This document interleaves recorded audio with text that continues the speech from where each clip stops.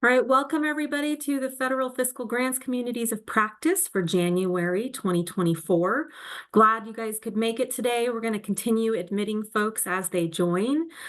Just a reminder, we've got everybody muted to start, but if you can all just make sure to double check if you need to remute for any reason. And then we'll also have folks here trying to monitor that if we hear sound in the background. However, we will make a lot of pauses for you guys to be able to chime in.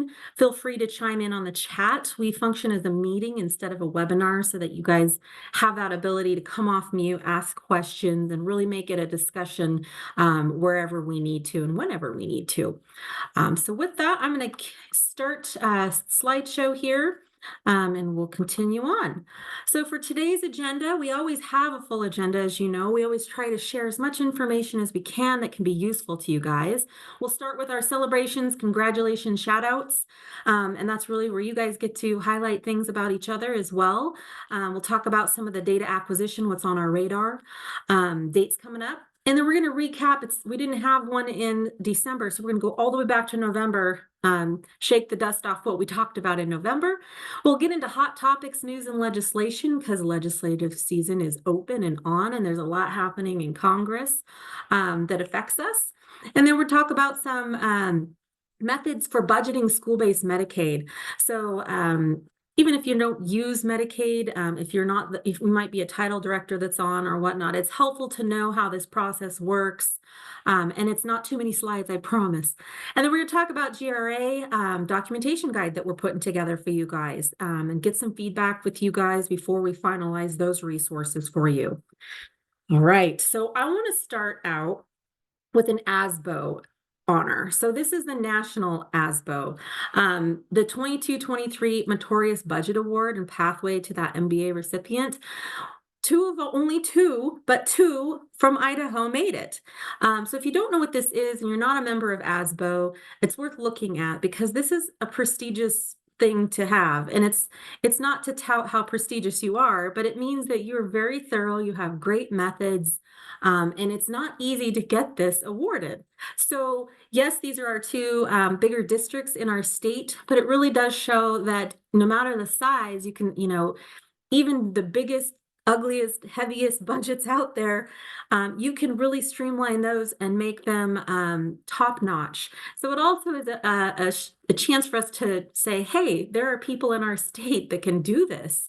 What can I do to get there? Is that something I should reach out and say, hey, I saw that you guys got that award and I'm just interested what pathway you took to get there. So I'd also like to leave this open for you guys to go into the chat, put things in there that are exciting to you all. And I did start the recording, Israel. Yes. Okay.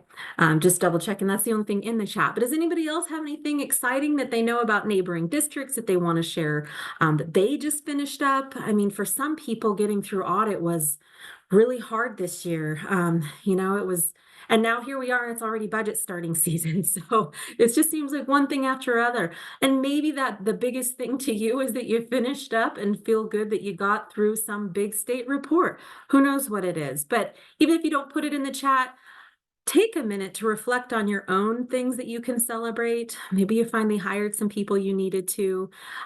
We just want to make sure that we always pause for those things that are super meaningful to us individually and other people we can highlight.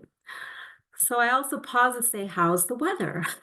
As we get going today, I want to acknowledge that many of you guys are possibly working remotely, and that's difficult too. So kudos to you if you took your laptop home, you've got your office set up, and you're still trying to join us today or even on a recording because you're spread pretty thin and maybe they've got you shoveling snow. I know that there's a lot of other duties as assigned.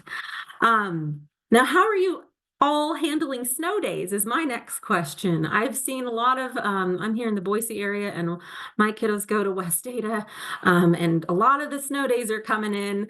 I know personally that it affects me when schools have snow days. I think it frees up business managers sometimes. So Please let us know if there's anything we can do to help support you in that. Maybe you're just celebrating like Oprah. Everybody's getting snow days. But with that, let's just jump right into the what's on your radar. Please feel free to put stuff in the chat throughout. I am watching it so that we can make sure to include that.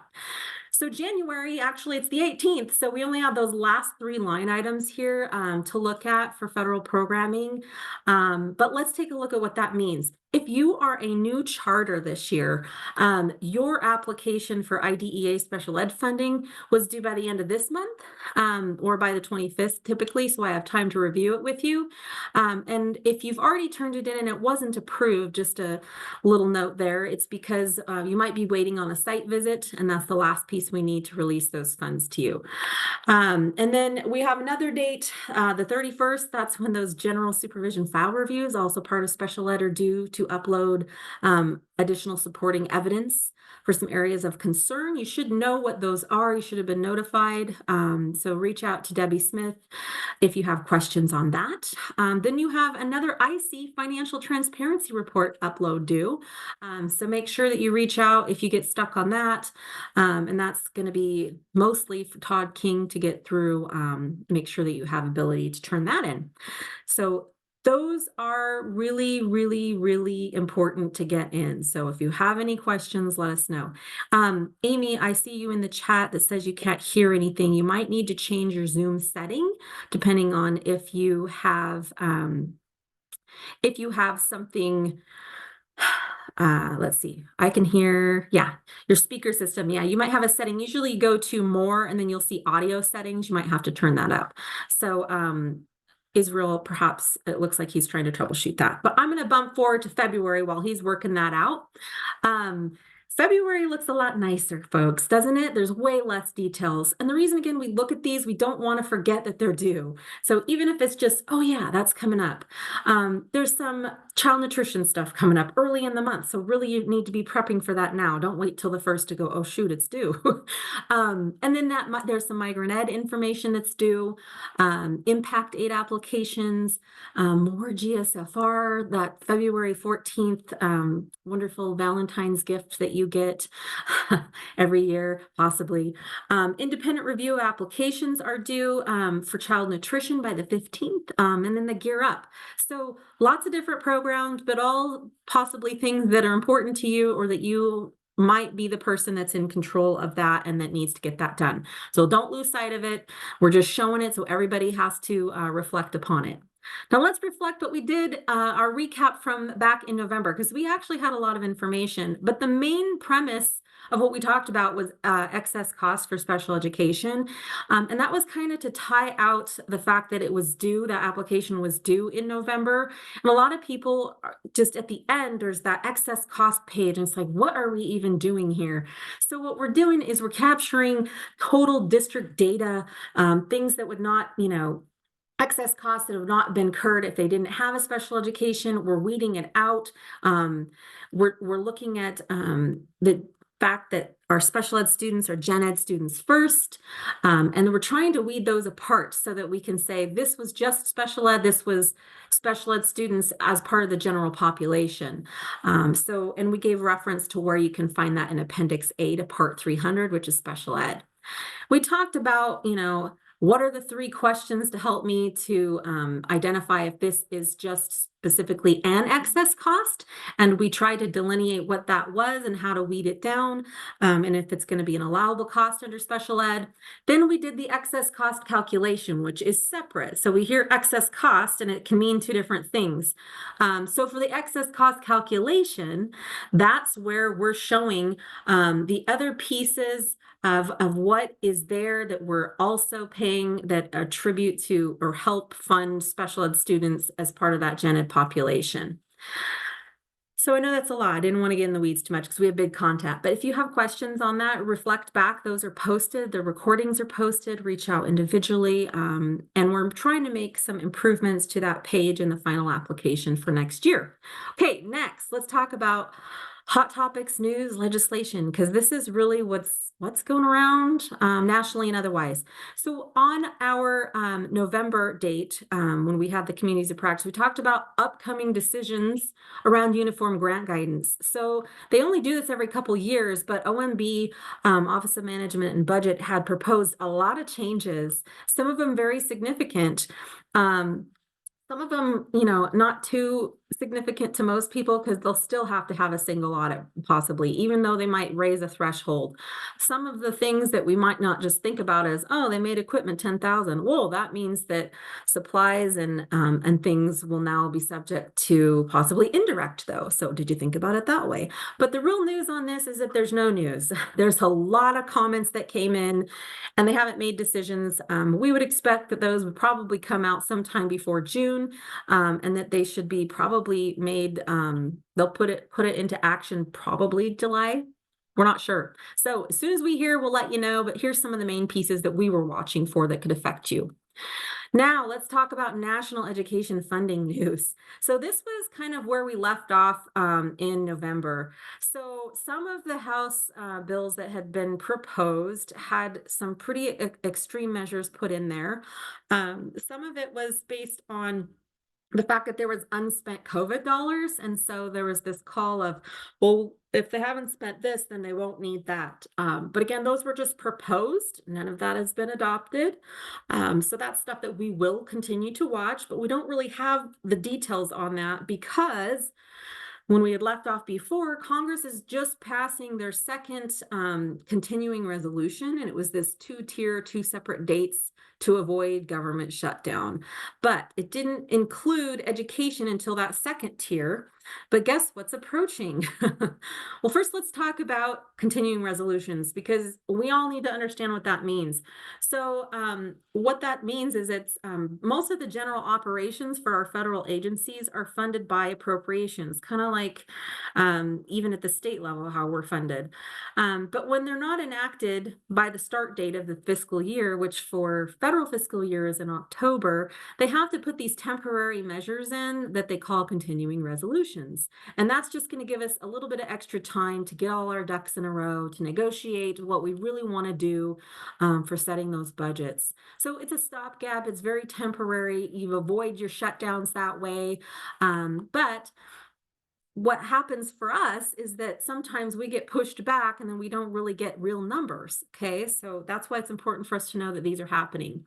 So this is just background information for you. We've been watching this, that when we started the fiscal year, none of those appropriation bills were there. So that's why they put that first continuing resolution in, and then the second one, and we're about to go into a third one. So there just hasn't been the ability to find common ground yet. Doesn't mean it won't be.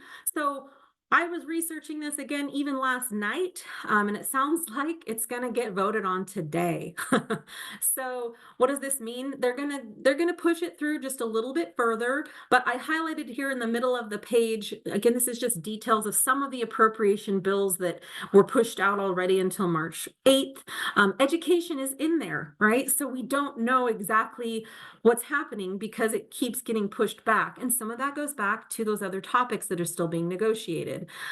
So you can believe whatever you want on whichever side of the fence, but the fact of the matter is, we're just not there yet. So if you have more questions on that, you can Google those things. We're going to try and keep updates for you guys, at least on the communities of practice. But as soon as we find out, we'll be able to tell you how it could affect you.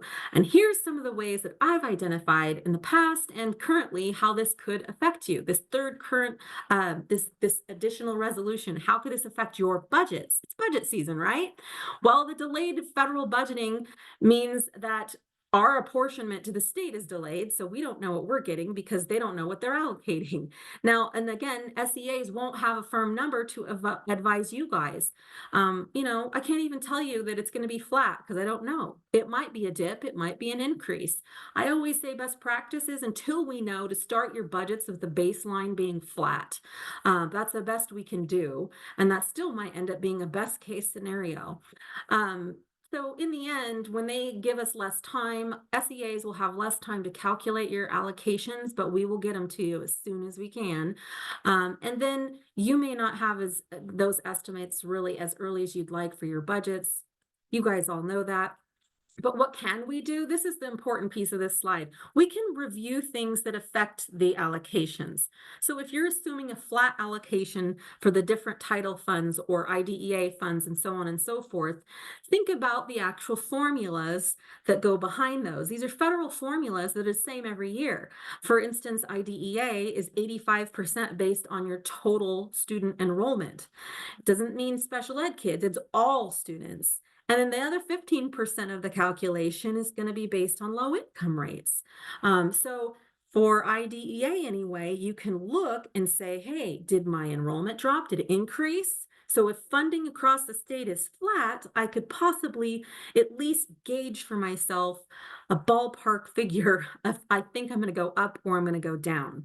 Again, that's super high level budgeting, but at least it might give you some comfort that, at least you didn't drop in enrollment. So maybe I'll still be okay. Now, how about Title IX updates?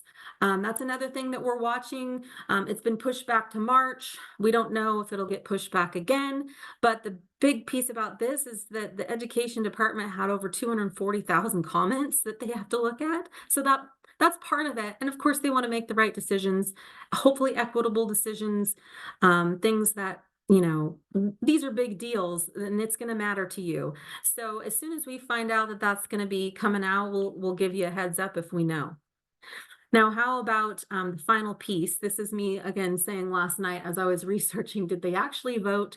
So Senate Majority Leader and Minority Leaders did reach an agreement.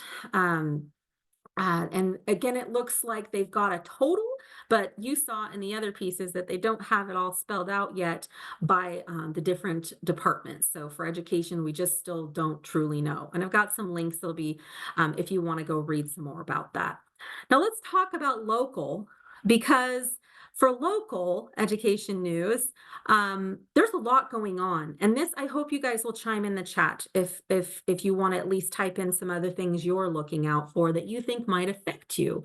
Now, we know that there's a lot of buzz around the funding formula modernization and changes there. Hope, they're looking at, can we make the case for enrollment? And then some of the other weights and things that they're trying to put in play. We know that they're also trying to work on access to the funding that may have been lost by that enrollment switch back to ADA. We know that vouchers or education savings plan, or now they're talking about tax credits are an issue coming through that they're discussing. We know that there's library stuff out there, right? That could affect you. What about the charter school overhaul? So there's that happening. There's possible challenges to the Blaine Amendment. School facilities funding is a big one, right? So I'm curious, is there anything not on this list that you guys are watching that you might want us to also be watching for? Because that's important to us. We want to make sure that if there's something we have insider information about that we can possibly share, or we can at least be ready to share once it's announced, those types of things. We want to help you so that you're not all scrambling for the places to find the answers to some of these things. So take a minute. If there's something not on this list, let us know, because as far as I'm concerned, when I look at this list, I think just about everybody would be affected by those things. All right. Now let's get into the guts of today's training. This is budgeting for school-based Medicaid. So school-based Medicaid to some is scary because, and I say to some, and I would say usually in the business office, it's scary because you're running blind is what I call it. You don't possibly know what's happening. So we're going to talk about a couple reasons why it matters to budget for Medicaid and not just have it be that other looming, we're not sure situation. So Medicaid, school-based Medicaid, is the second payer in what we call the special education hierarchy of funding. And what that means is it's going to pay before IDEA federal funds. So, and I've got a link there to the letter issued back in 2014 where they spell it out and they say, yep, it's got to pay for school-based Medicaid only. It's going to pay before IDEA funds. So Recognize that. So that means you're going to have it reconciled and balanced before that you are able to say that you've drawn appropriately on IDEA funds. Now, here's the other piece. Staffing costs and contracted services are often the pieces that are offset by those Medicaid fee schedule reimbursements. So you're never going to be absorbing 100% of whatever your own cost is, but rather you will be getting a fixed service cost rate that's set on these Medicaid fee schedules, right? So if we think about that, set fee schedules, we're gonna show some methods to be able to possibly calculate some of the funds that you might be able to recoup for these programs. And then the last bullet here is that Medicaid match is an expense also that's going to be captured on your maintenance of effort. So here's why we got to think about Medicaid, but in the budgeting perspective. We're going to have to budget for enough match and try and budget a reasonable amount that we think will get reimbursed in the net effect of it, if that makes sense, after match. So these are all different pieces that are going to be important to you. Well, let's talk about that hierarchy of funding again. Those three main sources of funding for special education is first your general funds, and that's most of it, you guys. It's probably about 70% of your cost for special ed is general funds. That's that level of effort that you have to continue to maintain. Then you get the Medicaid eligible expenditures, right? So if you have all the ducks in a row and you can bill for time on that fee schedule, they're going to pay before IDEA. And then last, you say, okay, I've met my threshold for maintenance of effort. I have recouped and reabsorbed all of the reimbursements from Medicaid, and now I can finalize final drawdowns for the federal IDEA Part B grants, those entitlement grants. Now, I realize you guys are doing this together all at the same time.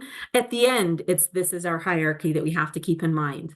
Okay, now let's do some of the math. It's not pretty, but let's do some of the math. Let's say we get $50,000 for XYZ students, original cost for those non-instructional IEP type services.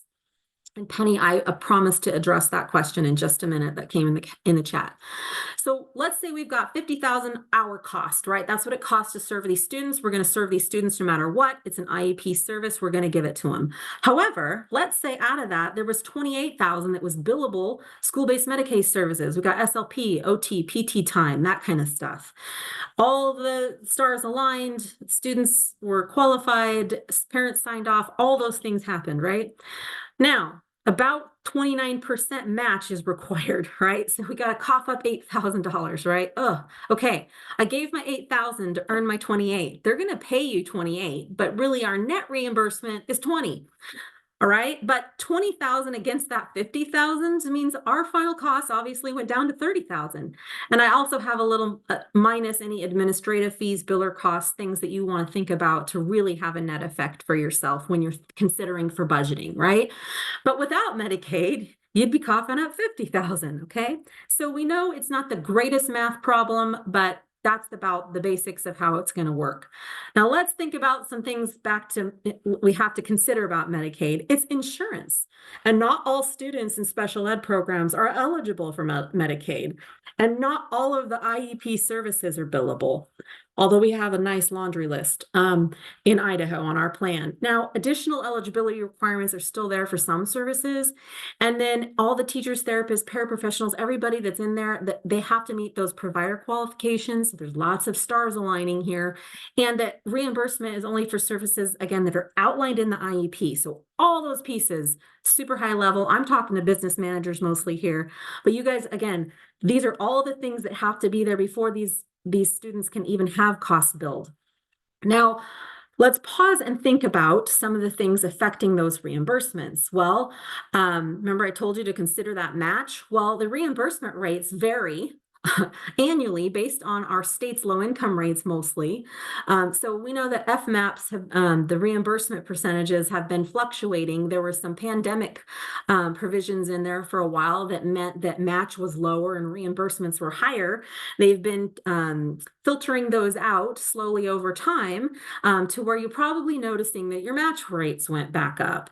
So that's something to keep in mind. And then billable services in general, business office people, those are always going going to fluctuate based on qualifying IEP services and the fluidity there of Medicaid eligible student populations. And then last I have on here, also the timing of those reimbursements are going to affect maintenance of effort, okay? Because that's the biggest piece of how you're paying for your services. And if you're not going to get Medicaid, you got to consider that, if it doesn't come in a timely way, that's going to possibly add to your maintenance of effort. So things to consider. Other things to consider. Oh boy. There's been some data released by the Centers for Medicaid Services that came out, and Idaho, unfortunately, is one of the 9 states accounting for 60% of the decline of students falling out of Medicaid coverage. So that could potentially mean that your LEA has less students that qualify for coverage.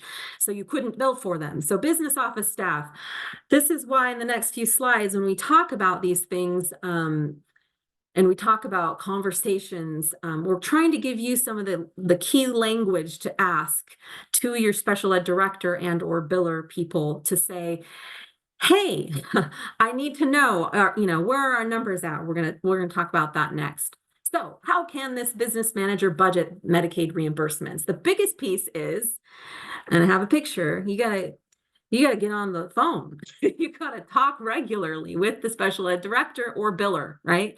Whoever's going to be in charge of that. And special education directors, develop a tracking system with your biller and then bring in the business office so they can kind of have a ballpark figure to work with.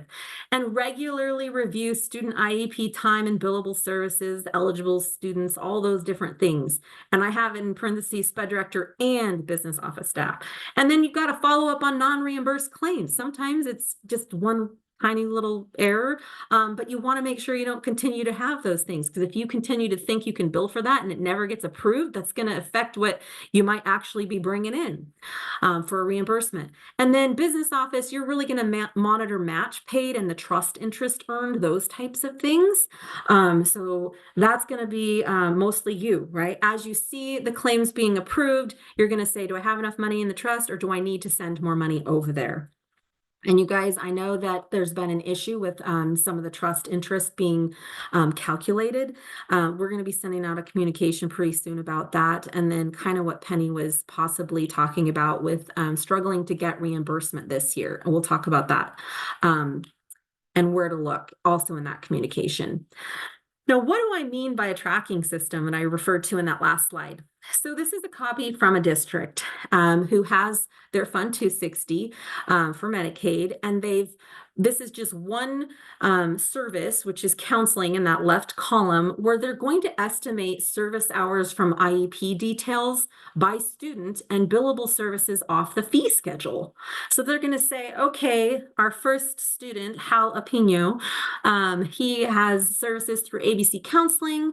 His IEP dictates 7.5 hours, 60 days. We have a yearly calculation. We know what the fee schedule says it's going to be. And if they're 15-minute increments, and we can then calculate on an hourly or however you guys want to do that, you can estimate total, and it says salary. In this case, these guys are going to plug it to salaries, any of the earnings that or the reimbursements that they receive. And they even have it down to the building, the team that's assigned, all these different things. But I think you can see that basically what's happening in this schedule here is they've got the block of the counseling services. They would have another block for OT, PT, those things, whoever's serving these kiddos, and they're going to show the fee schedule rates, right? The fee schedule, so that they can anticipate how much on an earnings potential, and I'm not going to say earnings like we made money on it, but a reimbursement that we got for these services.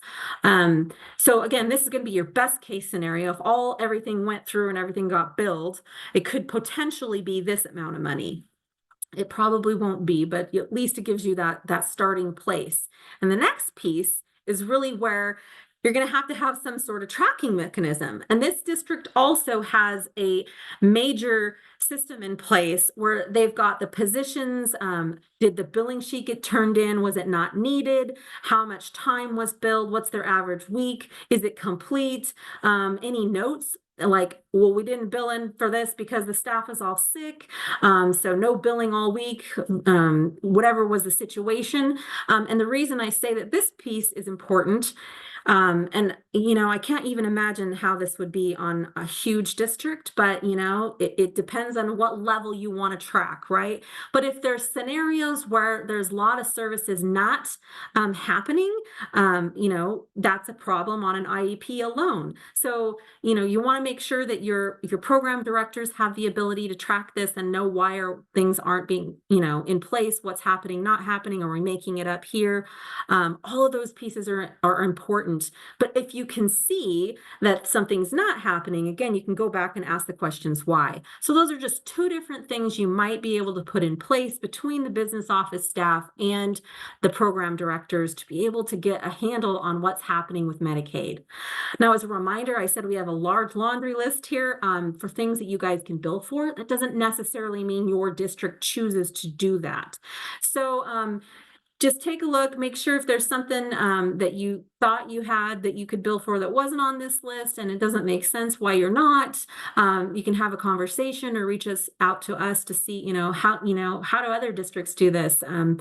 Is this something that a lot of people bill for? There's some things that we could answer or possibly help you with, or find you somebody else that's similar size district that is possibly billing for those services.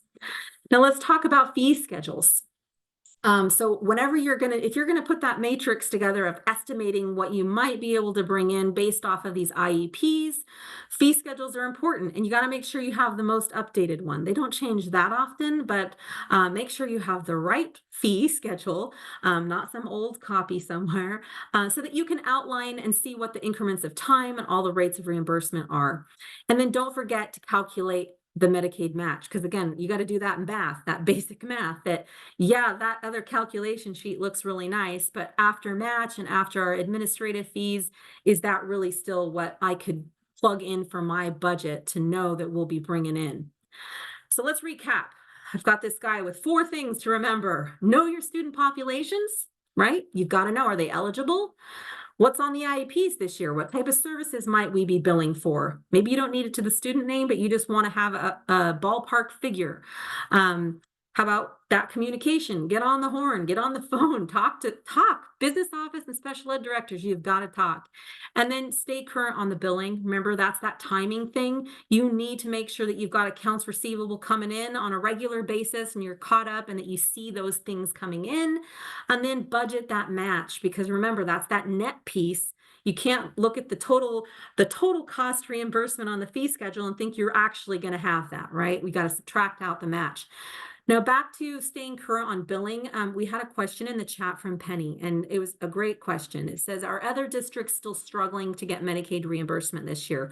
And what I would ask you to do first is, there's been an issue with the Gainwell system, and we're going to be sending this out. It's not an issue within Gainwell. It's between the new Luma system and Gainwell Bridge. So 2 different systems that weren't communicating well, and what was possibly showing for our first couple of months of this school year wasn't showing that payments were being made in the Gainwell system, but they actually were coming in. So they haven't fixed back and retro in time. But what I would encourage you to do is, if you're the special ed director, it still doesn't look like it's paid, talk to the business manager. Hey, business manager, what are the last few claim amounts that we've received from health and welfare for Medicaid? And they can say, oh yeah, we got 30,000 on this day and 8,000 on this day on those remit slips, right? And again, we're going to send out a communication to give you a timeline. They do have an ETA now on when they're going to hopefully have that corrected. So best bet, have that communication to double check if those payments actually did make it in. Okay. Moving on. So another thing that we wanted to let you know that we've been developing is a grant reimbursement. That's our GRA system, that application, some documentation training. What I mean by this is we've got a lot of turnover around the state on a regular basis, and we have a GRA manual, but it didn't have a section about documentation and what's required. So I want to let you guys know about another couple of little resources that we are going to be releasing to you, and it'll come out in an email. We'll also have links to it in the next communities of practice. And with that, I want to turn that over to Michelle Pereira, who comes to us from the Federal Programs Group, and she's going to talk to you about some of those new exciting pieces. Thank you, Lisa. Thanks for inviting us, and thank you, Lisa and Israel, for working on this and getting us going on this. So I'll start off with what is the purpose of the GRA. The GRA is, it's the Grant Reimbursement Application, and it's what the Idaho Department of Education uses to reimburse funding from state and federal grants to LEAs.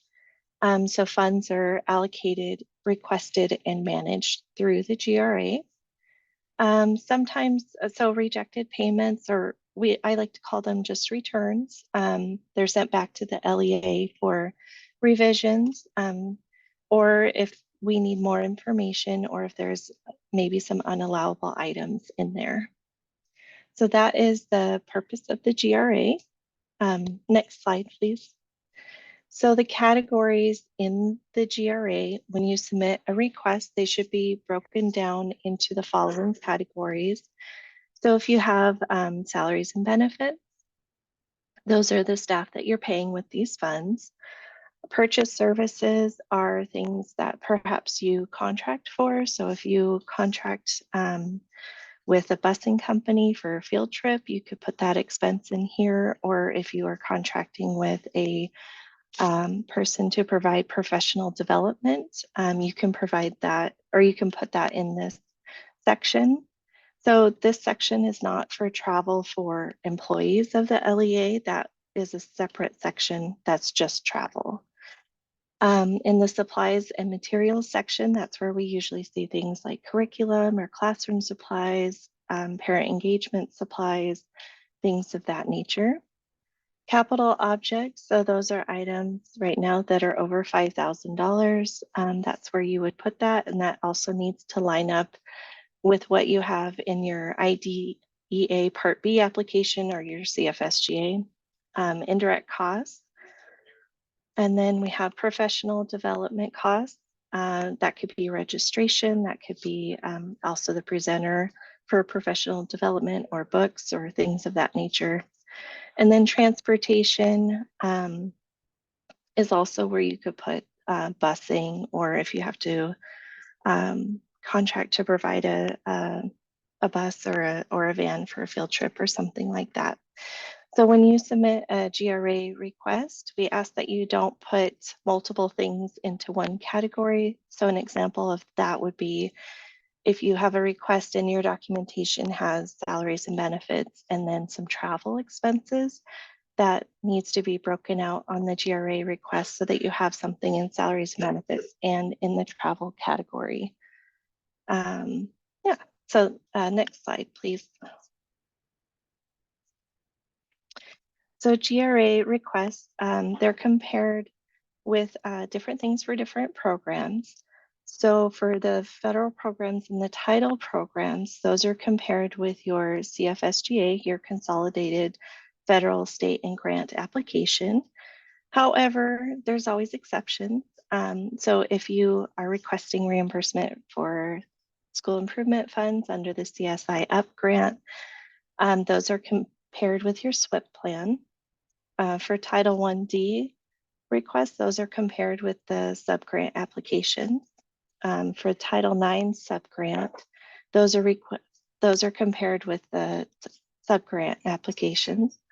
And then for IDEA or special education GRA requests, those are compared with the IDEA Part B application budget. Next slide, please. So who reviews claims in the GRA? We try not to make this complicated, but sometimes it is. So Lisa English handles all of the ESSER GRA requests. So at this point, that would be like the ESSER 3. If there's any more governor's office grants, she would handle those. And then she also handles the 2022 Stronger Connections grant. And then I handle all of the title programs. So I think at this point, I have like 14 different grants that I review for. And then Israel handles the IDEA Part B, school age, preschool, SPED, restraint and seclusion training, and cultivating readers grant. So if you need help with those, or if you need any of them returned, these are the people that you would contact for those specific grants. Next slide. So what are we looking for when we're looking at GRA requests?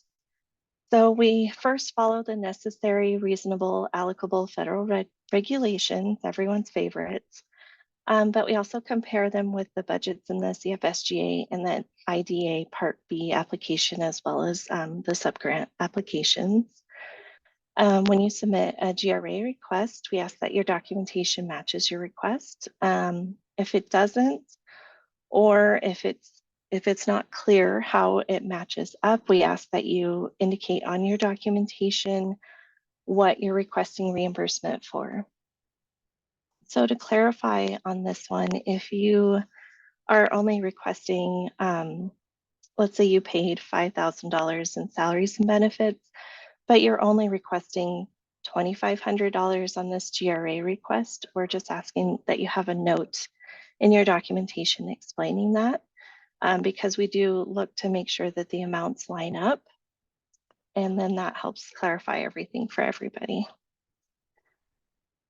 Next slide, please. So for payments, they're processed on a bi-monthly basis. Their GRA requests that are approved are paid on the 11th and the 25th of every month. So if you submit a request on the 12th, we have until the 24th to review it. So we can review it at any point in that 2-week window, if you will. And then once it's approved, it would be paid on the 25th. So reimbursements, as a reminder, because they're reimbursements, they can only be requested once the obligations have been paid. So an example of this would be if you paid for travel to attend a professional development training, then you would only submit a reimbursement after the travel has been undertaken. The expenditure start date should be the date of payment of the earliest invoice being reimbursed by this request. And then the end date should be the most recent invoice being reimbursed by this request. So if you're paying for salaries and benefits, they would need to fall into those time periods. And then grant requests should be made monthly or as frequently as you can. Next slide.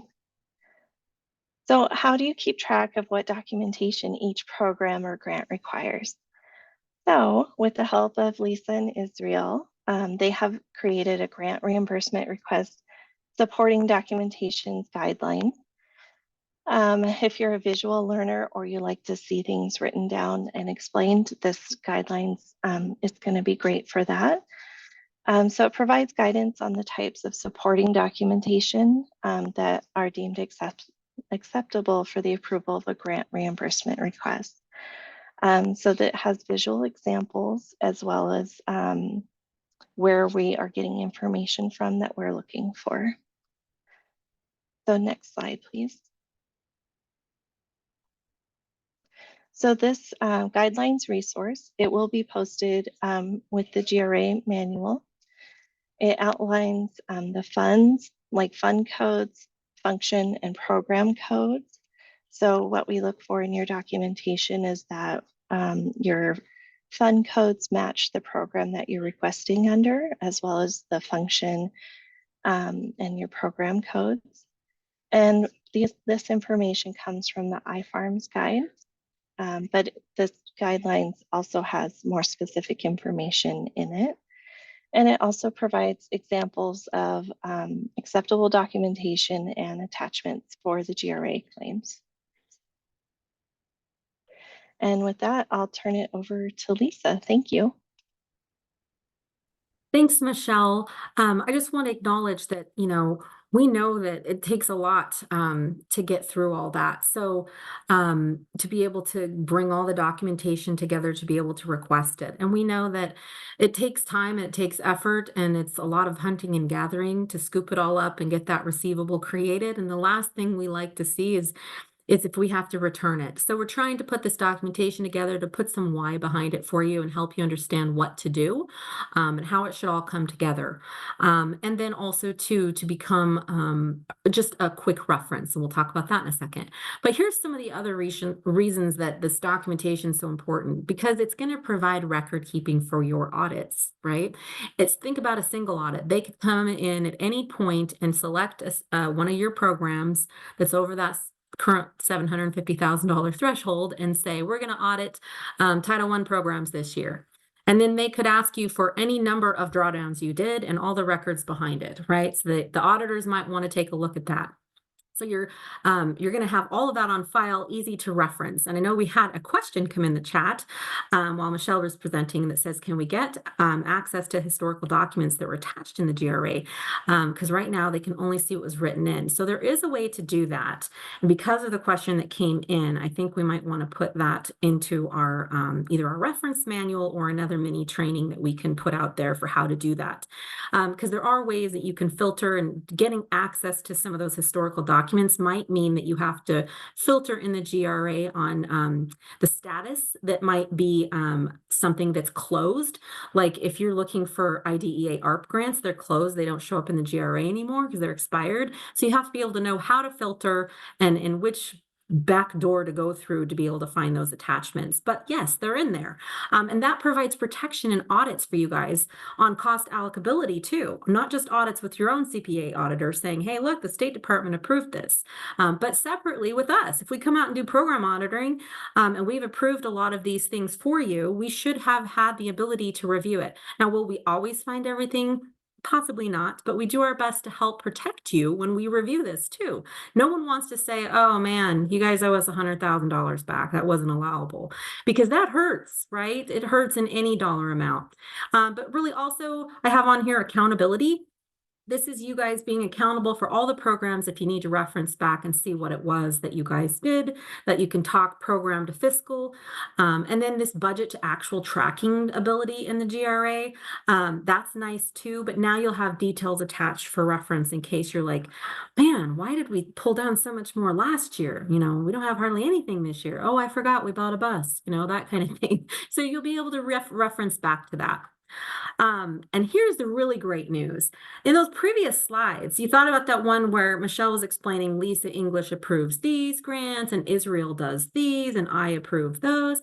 We are putting together a nice quick guide reference for you to say it's Title I. I'm pulling down Title I. Who's going to approve it? It's Michelle. I'm going to shoot her an email or put in a note or whatever it might be. And then also to know what level of detail I might need. Oh, it's Title I. They actually care about the positions, or FTE, for instance, possibly, or maybe IDEA doesn't, or this other state grant might not. So this is a doozy to put together, but this is going to be, I think, the key to you not wanting to bang your head against the wall when it's GRA drawdown day, because there's so many different grants that have so many different little, you know, one-off scenarios.